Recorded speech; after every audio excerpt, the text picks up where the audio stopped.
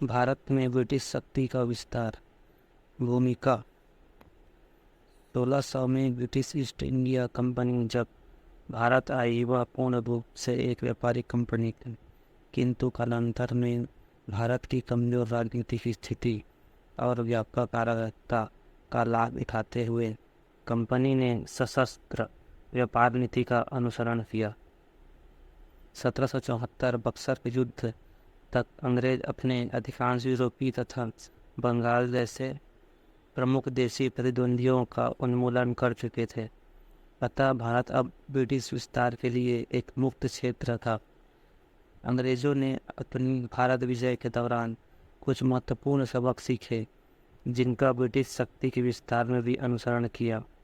अंग्रेजों का विश्वास था कि भारत में एक ठोस राष्ट्रवादी विचारधारा के अभाव में वे भारतीय शासकों के आपसी झगड़ों का फायदा उठाकर अपनी राजनीतिक आकांक्षाओं को आसानी से पूर्ण कर सकते हैं। इसी नीति का अनुसरण करते हुए ब्रिटिश ईस्ट इंडिया कंपनी ने भारत में क्षेत्रीय विस्तार किया। ब्रिटिश शक्ति के विस्तार में निहित कारण। भारत में ब्रिटिश साम्राज्य की स्थापना चरणबद्ध रूप से हुई। भारत में ब्रिटिश साम्राज्य की स्थापना के लिए मुख्यतः 5 व्यक्ति Lord Clive, Warren Hastings, Cornwallis, Wellesley और डलहौजी प्रमुख रूप से उत्तरदायी थे। इन्होंने तत्कालीन भारतीय परिस्थितियों का लाभ उठाकर, जैसे केंद्रीय सत्ता का अभाव, राजनीतिक अस्थिरता और दूरदर्शिता, ब्रिटिश शक्ति के विस्तार में महत्वपूर्ण भूमिका निभाई।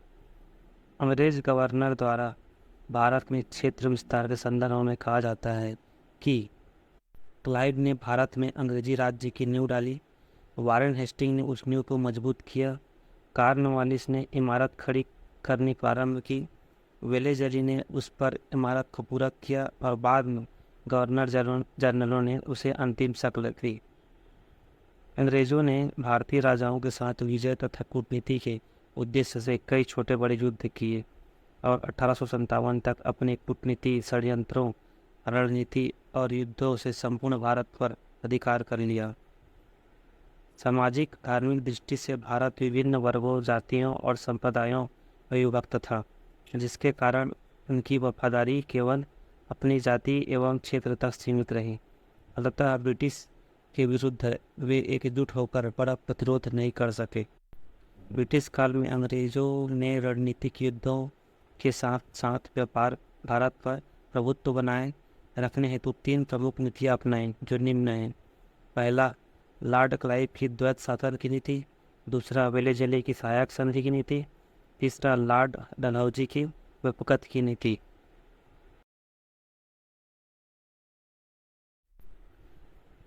लॉर्ड क्लाइव का द्वैत शासन।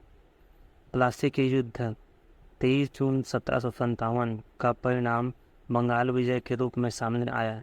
बंगाल मीर जाफर की महत्वाकांक्षा के कारण अराजकता की ओर अग्रसर हुआ। वहीं लॉर्ड क्लाइव ने आंतरिक संघर्ष का लाभ उठाकर कूटनीतिक षड्यंत्रों से बंगाल के नवाब सिराजुद्दौला को युद्ध में परास्त किया।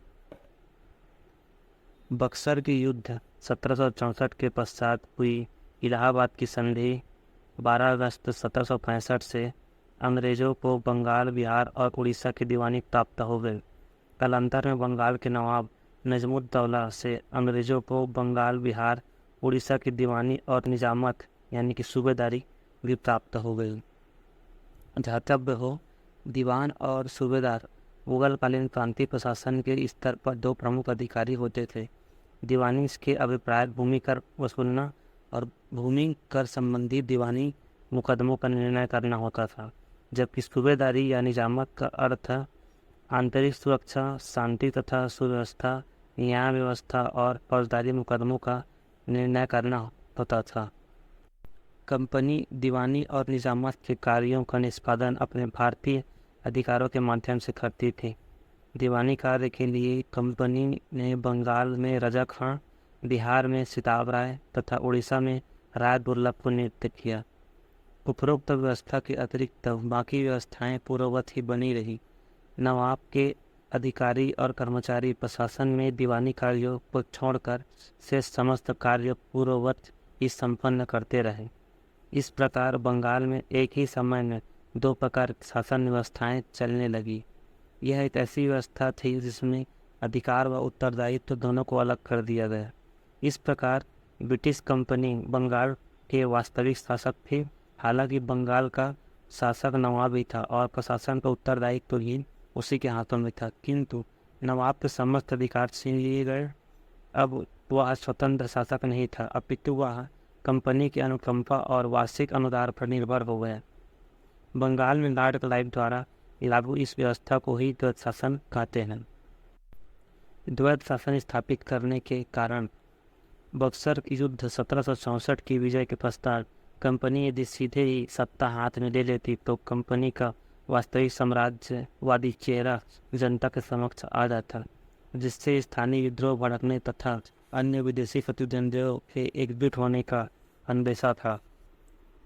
कंपनी को मुगल बादशाह से दीवानी अधिकार तो मिल गए, किंतु अन्य विदेशी कंपनियों इससे इन अधिकारों को चुनौती देते हुए कर देने से मना कर सकती थीं। कंपनी के पास उस समय इतना पर्याप्त संख्या बल नहीं था कि वह कंपनी के कार्यों के साथ साथ बंगाल की प्रशासनिक व्यवस्था संभाल सके। साथ ही कंपनी के पास जो कर्मचारी और अधिकारी थे वे भी स्थानीय रीति रिवाज व परंपराओं से अनभिज्ञ थे। बोर्ड ऑफ डायरेक्टर उस समय प्रादेशिक नियंत्रण करने की अपेक्षा अधिकाधिक आर्थिक लाभ की आकांक्षा रखते थे। सीधे प्रशासनिक उत्तरदायित्व लेने का आर्थिक लाभ में कमी की संभावना बनी थी। इसके अतिरिक्त राजनीतिक सत्ता प्राप्त करने पर उन्हें इंग्लैंड की संसद के हस्तक्षेप का भी भय था। द्वैत शासन से ब्रिटिश कंपनी को लाभ। ब्रिटिश कंपनी को प्रशासनिक सुविधा। बंगाल में जिस समय द्वैत शासन स्थापित किया गया उस समय की परिस्थितियों के अनुसार वह उचित था। ब्रिटिश कंपनी को इसके प्रशासनिक सुविधा मिली। द्वैत शासन से कंपनी का प्रशासनिक कार्यभार अत्यंत कम रहा और बंगाल पर उसका पूर्ण नियंत्रण बना रहा। बाहरी संघर्ष से बचाव। ब्रिटिश कंपनी यदि बंगाल के नवाब को पृथक कर स्वयं शासन चलाती तो वह उस समय अन्य यूरोपीय कंपनी तथा भारतीय शासकों के विरोध का कारण बन सकता था। परिणामतः भारतीय शासकों और यूरोपीय कंपनियों के सम्मिलित विरोध का सामना कर पाना कंपनी के लिए लगभग असंभव जैसा होता। आर्थिक लाभ। ब्रिटिश कंपनी यदि स्वयं प्रशासन चलाती तो उसे नवीन अधिकारी व कर्मचारी ऊंचे वेतन पर रखने पड़ते। इससे आर्थिक भार में वृद्धि होती। नवाब के कम वेतन के कर्मचारियों द्वारा प्रशासन चलाए जाने से और प्रशासन व अन्य व्यय के लिए नवाब को प्रति वर्ष निर्धारित धन राशि देने से ब्रिटिश कंपनी को उल्लेखनीय आर्थिक बचत हुई। द्वैत शासन से बंगाल पर प्रभाव। पहला, उत्तरदायित्व का अभाव। द्वैत शासन का सबसे गंभीर दोष यह था कि बंगाल में उत्तरदायित्व रहित अधिकार और अधिकार रहित उत्तरदायित्व का दूषित वातावरण बन गया। बंगाल, बिहार और उड़ीसा का समस्त भूमिकर नवाब के भारतीय अधिकारियों द्वारा वसूल कर कंपनी के कोष में जमा किया जाने लगा। सुरक्षा व्यवस्था के लिए सेना कंपनी की होती थी, जबकि कंपनी का प्रशासन का कोई उत्तरदायित्व नहीं था। शासन प्रबंध नवाब के अधिकारी भी करते थे, किंतु इन व्यवस्थाओं के लिए उनके पास राजकोष या धन नहीं था। इस प्रकार द्वैत शासन में सत्ता, अधिकार और धन कंपनी के पास थे और समस्त उत्तरदायित्व नवाब पर अधिरोपित कर दिए गए। दूसरा, शोषण, कुप्रशासन और अराजकता। बंगाल का राजकोष और सेना कंपनी के अधिकार में थी, जिसका उन्होंने पूरा राजनीतिक फायदा उठाया, किंतु प्रशासन की ओर कंपनी ने जरा भी ध्यान नहीं दिया। इससे शांति और न्याय व्यवस्था बिगड़ गई। कंपनी के पास धन, सत्ता और अधिकार थे, किंतु जनता के प्रति उन्हें सहानुभूति नहीं थी। परिणामतः राज्य में अराजकता का वातावरण बन गया। तीसरा, कृषि का पतन। द्वैत शासन के दौरान कृषि व्यवस्था को क्षति पहुंची, क्योंकि इस दौरान राजस्व वसूली का कार्य अधिकारी बोली लगाने वाले व्यक्ति को ठेके पर दिया जाने लगा। इस व्यवस्था का दुष्परिणाम यह हुआ कि कर भार में वृद्धि हुई और वसूली भी कठोरतापूर्वक की जाने लगी। परिणाम स्वरूप कृषकों का शोषण प्रारंभ हो गया। इस तरह से कृषि अवनति का गंभीर प्रभाव वर्ष 1770 के अकाल के दौरान देखा गया, जब बंगाल में जान माल की व्यापक हानि हुई।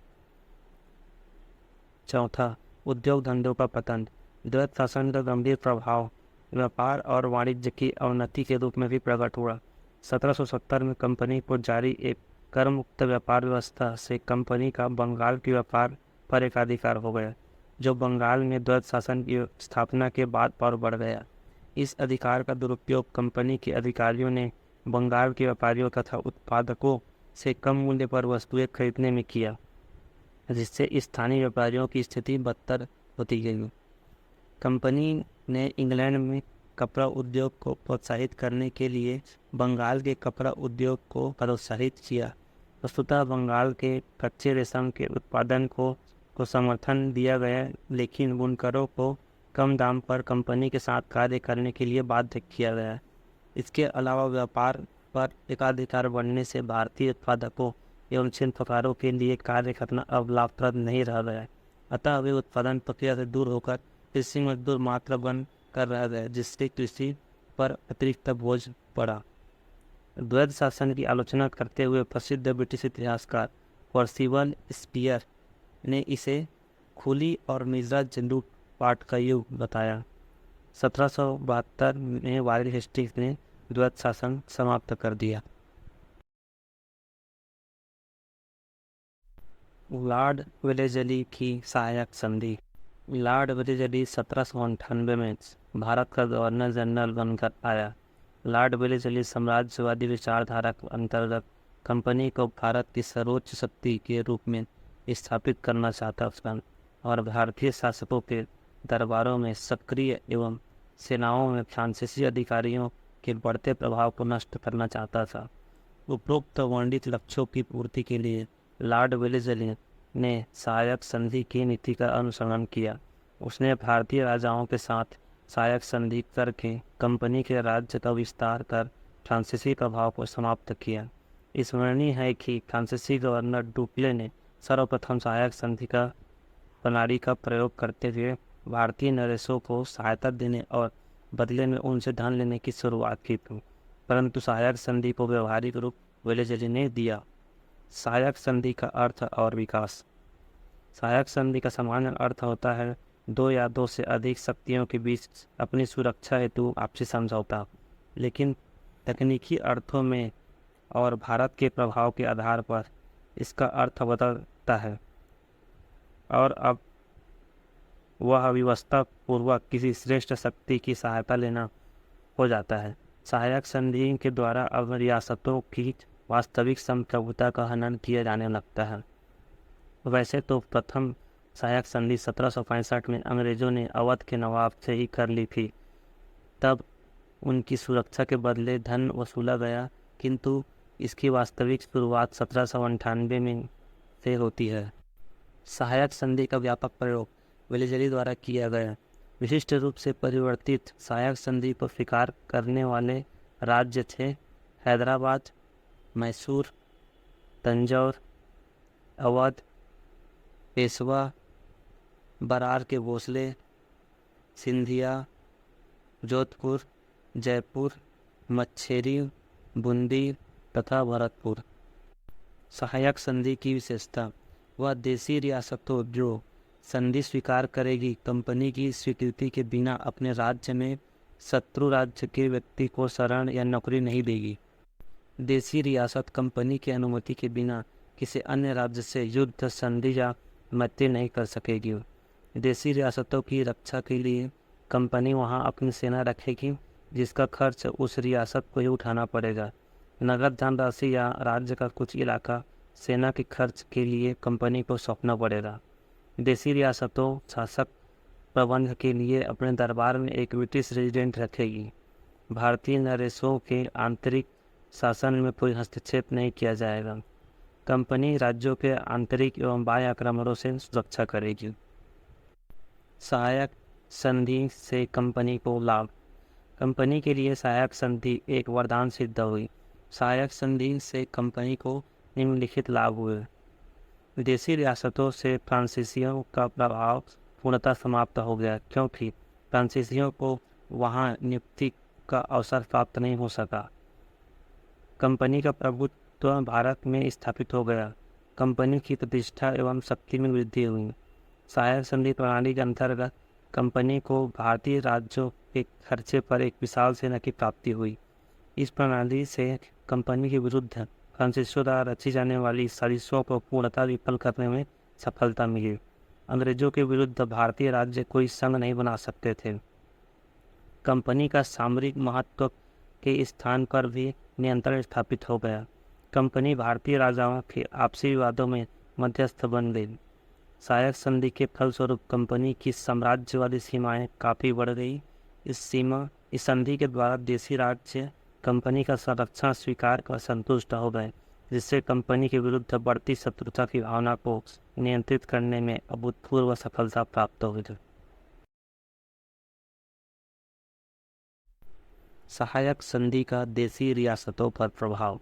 सहायक संधि प्रणाली जहां एक ओर अंग्रेजी साम्राज्य के लिए लाभदायक सिद्ध हुई, वहीं देशी राजाओं के इस प्रणाली ने अत्यधिक हानि पहुंचाई। सर थॉमस मुनरो के शब्दों में, देशी रियासतों ने अपनी स्वतंत्रता, राष्ट्रीय चरित्र अथवा वह सब जो देश के को प्रतिष्ठित बनाते हैं उन्हें बेचकर सुरक्षा मोल ले ली। निशस्त्रीकरण एवं विदेश नीति पर कंपनी की सर्वोच्च स्वीकार कर देशी रियासत के शासक नाम मात्र के शासक बनकर रह गए एवं उनकी सार्वभौमिक शक्ति समाप्त हो गई। सहायक संधि स्वीकारने वाले राज्य शीघ्र ही दिवालिया हो गए। अंग्रेजों की धन की मांग निरंतर बढ़ती चली गई, जिसे देने में राज्य सक्षम नहीं थे। फलतः रियासतों पर अत्यधिक कर्ज का बोझ बढ़ता चला गया।